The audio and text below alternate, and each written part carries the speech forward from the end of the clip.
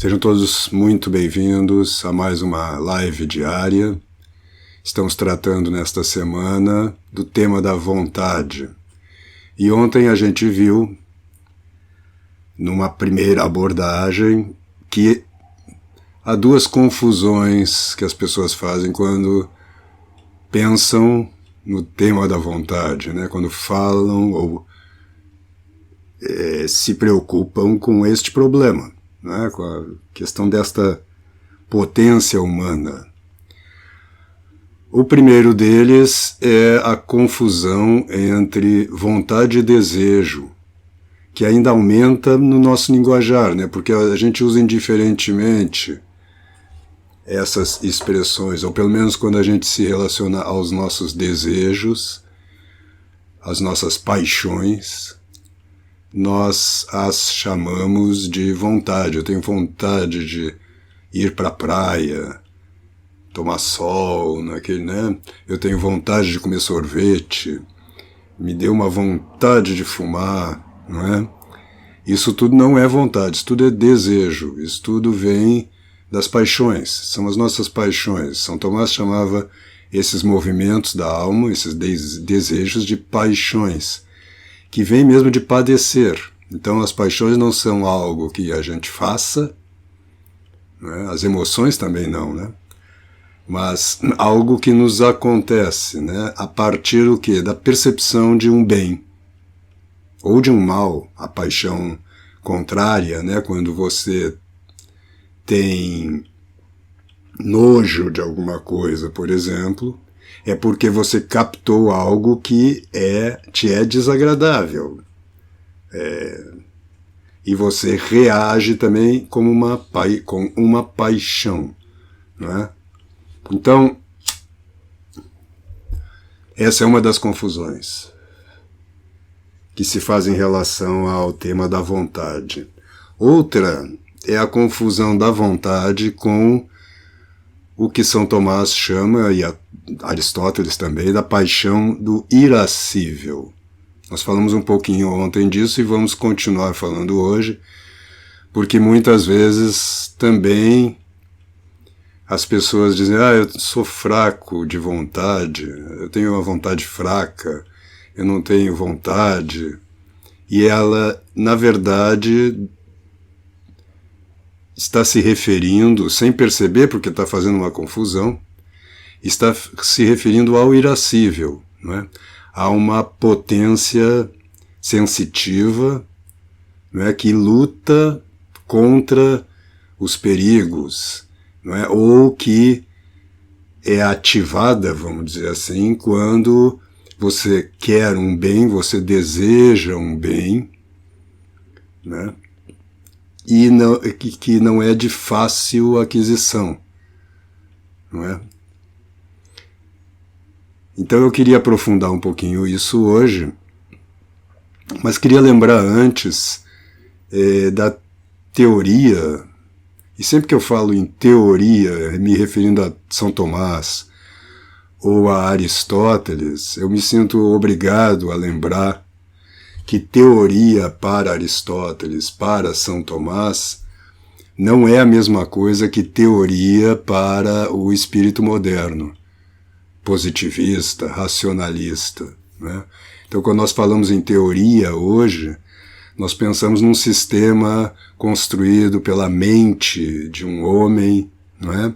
A partir dos dados da própria mente, uma construção mental. Teoria para Aristóteles e para São Tomás é uma exposição, vamos dizer assim, uma tradução verbal, não é? De algo que foi captado pela inteligência. Então não é um negócio que foi inventado.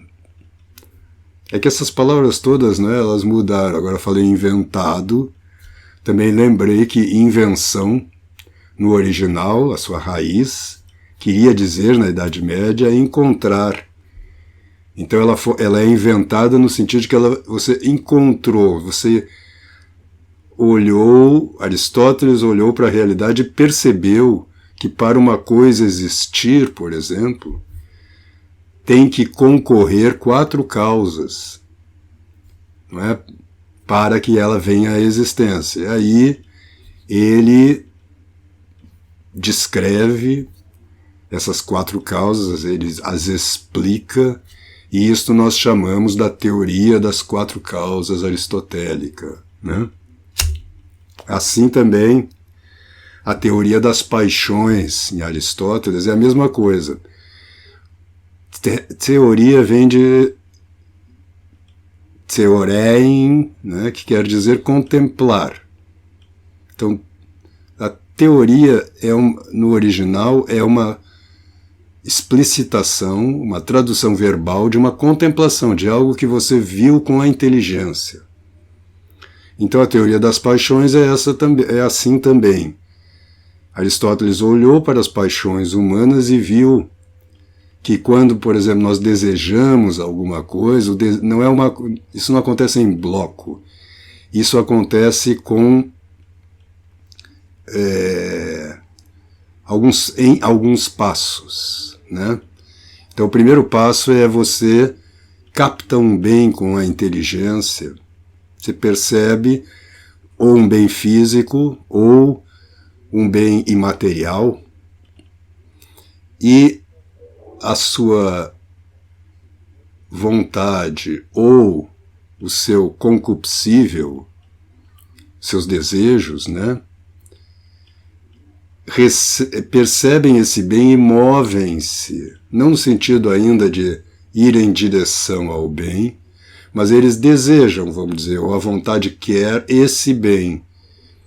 E isso é a paixão do amor. Quando você vê um bem, algo em você se move para esse bem, você o deseja, não é? Aí logo depois você se move em direção a esse bem, né? Eu até anotei aqui, porque essa teoria chega numa classificação das paixões da alma em geral, né? Então, você percebe um bem, quer dizer, você ama, você vê um bolo, um pedaço de bolo e o ama, aqui no sentido muito geral da palavra amor. Aí você o deseja, ou seja, algo em você se move mesmo agora em direção a esse bem, você o quer, você o deseja, né? E caso você o possua, você o alcance, vem a alegria, uma nova paixão. E caso você não o alcance, vem a tristeza, né?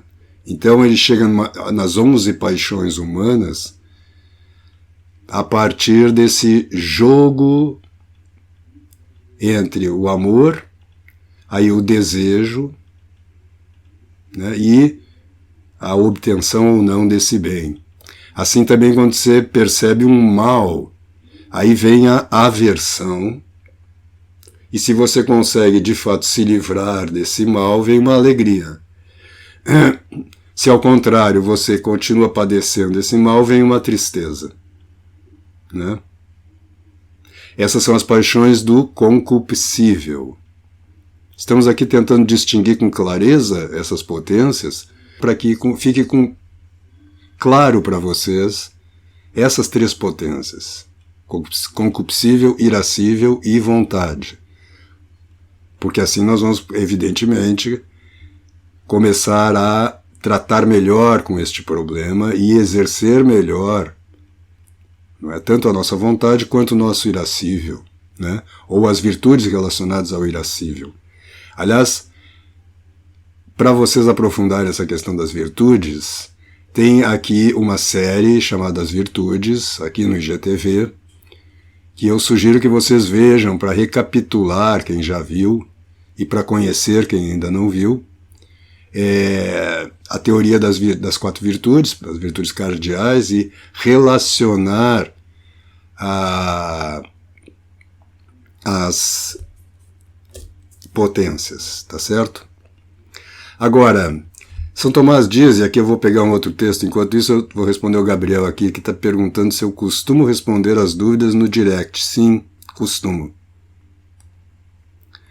Vamos ver aqui. São Tomás diz que a potência irascível é uma espécie de combatente defensor da concupiscível, insurgindo-se contra aquilo que impede o que é conveniente, que a concupiscível deseja, e contra aquilo que causa dano, do qual essa última foge.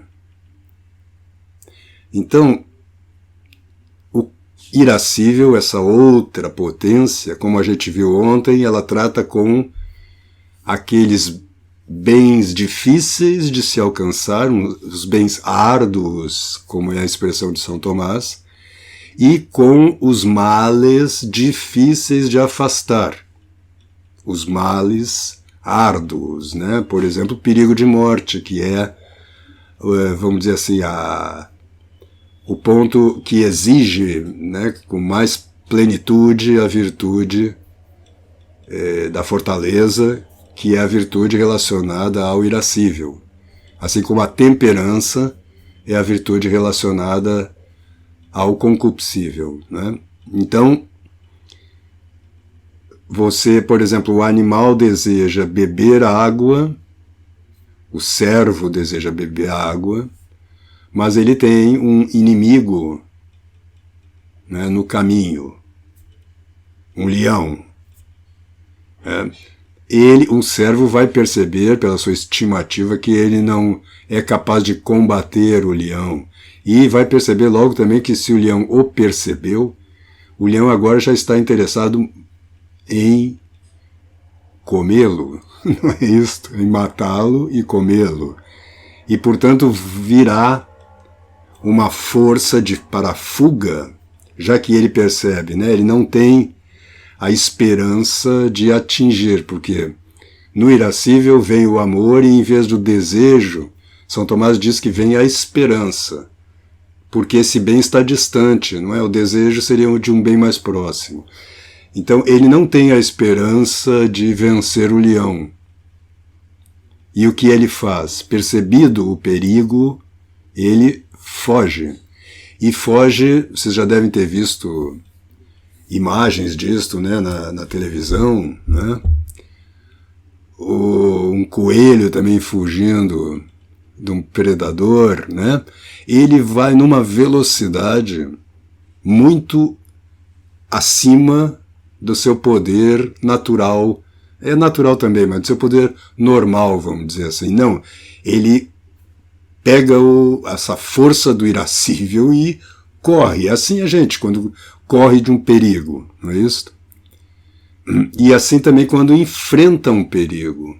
O leão, quando vai caçar o cervo, por exemplo, ele também ativa o irascível, porque o cervo é um bem árduo de alcançar. Ele foge, não é? Então, veja a diferença quando um leão vê um cervo já morto, né? Quando os filhotes vêm depois que o leão caçou o cervo, o que é ativado neles é simplesmente o desejo, o concupiscível, e eles vão lá e comem avidamente, né, se estão com fome. Ao contrário, quando o leão vê o cervo vivo e o cervo foge, ele ativa o irascível e ataca com uma energia muito mais alta do que a energia usada cotidianamente. Não é? Então aqui nós temos um exemplo do que é o irascível. Não é? Essa força que luta contra aquilo que é árduo. Muito bem. Então, além, como diz o São Tomás, né, do irascível ser um combatente defensor do concupiscível, ele também é uma espécie de servo da vontade. A vontade vê um bem. Ontem a gente usava o exemplo da saúde física, não é? Mas vamos pegar um exemplo um pouco mais apropriado. Da honra, por exemplo, que um ginasta busca, não é? Na sua especialidade. Então ele treina diariamente, arduamente, para alcançar aquela vitória, A vitória é algo captado pela inteligência. A vitória não é um bem sensível, né? Ser o campeão em salto à distância não é um bem sensível, é um bem abstrato, inteligível, não é isto? Então a vontade capta esse bem, não é? E quando, ou melhor, a inteligência capta esse bem, e se a vontade adere a ele, se a vontade quer aquele bem, para alcançar esse bem, ela vai ter que usar como instrumento disto o irascível. É um bem árduo. A pessoa precisa de perseverança, ela precisa de todos os dias fazer o treinamento, ela precisa ter uma dieta especial, ela vai precisar de várias atividades, várias ações cotidianas e, ao longo dos meses, dos anos, não é para alcançar aquele bem. E nós estamos falando ainda de um bem terreno, mas é mais fácil a gente entender isto pensando, por exemplo, na vitória, na honra que vem de um prêmio, né, de um primeiro lugar nas Olimpíadas. Então veja que a vontade, ela passou a querer determinado bem, mas esse querer, exatamente porque é um bem que é alcançado neste mundo, mais ainda, é um bem alcançado neste mundo porque nós estamos neste mundo, né? Então é um bem alcançado pelo ser humano, ela não adere a isto diretamente, quer dizer, não é a força de vontade do atleta vai se traduzir na fortaleza do irascível, tá certo? Então, ele pode querer muito o primeiro lugar, mas se ele tem um irascível fraco, pouco treinado, não é? Ele vai arrefecer. E ele vai ter que lutar, ele vai ter que fazer um trabalho do irascível para alcançar esse bem, tá certo? Então aqui a gente já pode perceber como muitas vezes quando a gente diz eu tenho uma vontade fraca, eu não tenho força de vontade, no fundo a gente está dizendo eu não tenho força do irascível, eu não tenho fortaleza. Então o que a gente tem que cultivar é a fortaleza e não a força de vontade. Porque com um irascível forte, né, treinado, e nós treinamos muito pouco o irascível, eu já comentei aqui, no mundo moderno, né, porque nós dificilmente temos, nós não corremos em geral situações de perigo, nós não treinamos diante do perigo da morte física, não é, no nosso dia a dia, e nós não treinamos também, pelo menos a maioria de nós,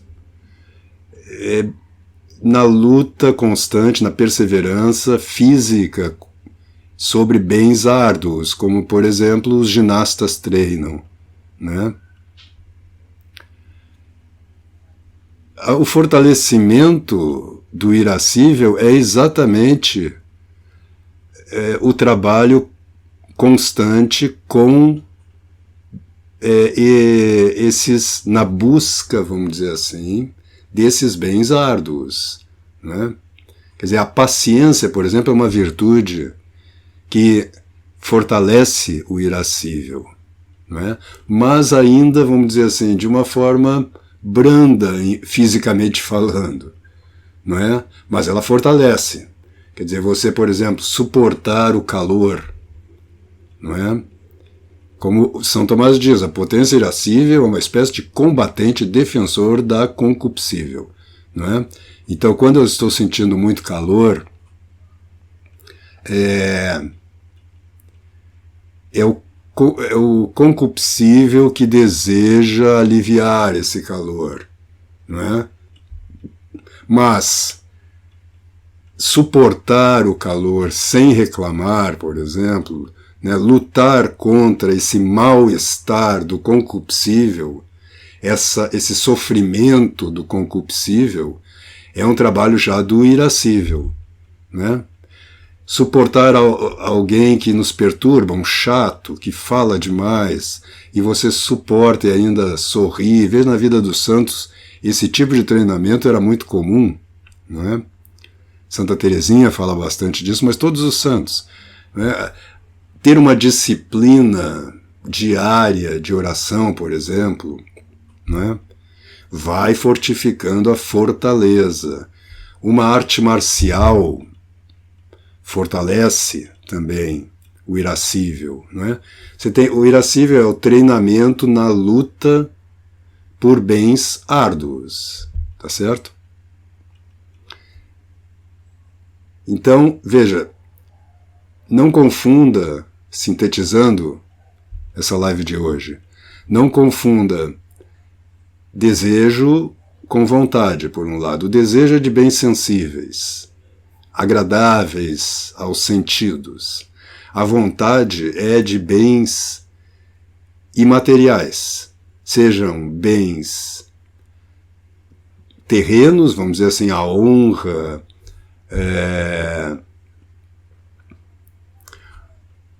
uma habilidade artística, não é?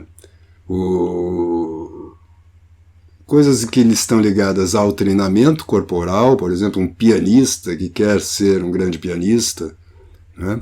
No fundo estão sempre relacionados esses objetivos terrenos, né? Com a honra, a glória, o renome, né? A fama.